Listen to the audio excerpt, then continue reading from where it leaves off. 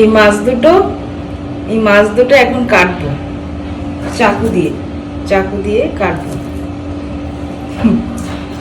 সকালবেলা বাজারে গেছি, দিয়ে এই মাছ দুটো পছন্দ হলো, কাতলার বাচ্চা। এগুলো গোটা গোটা রান্না করলে খুব ভালো লাগে।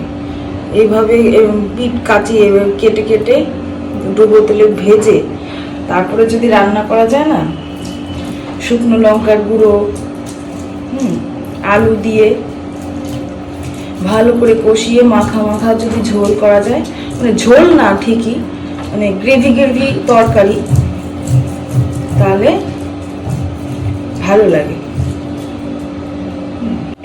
একা এক পিস মাছ খেয়ে নিলেই পেট ভরে যাবে, ভাত লাগবে না। চায়নাদের মতন, চায়নারা যেরকম মানে ভাত খায় না, সবজি আর মাছ মাংস বেশি খায়, সেরকম।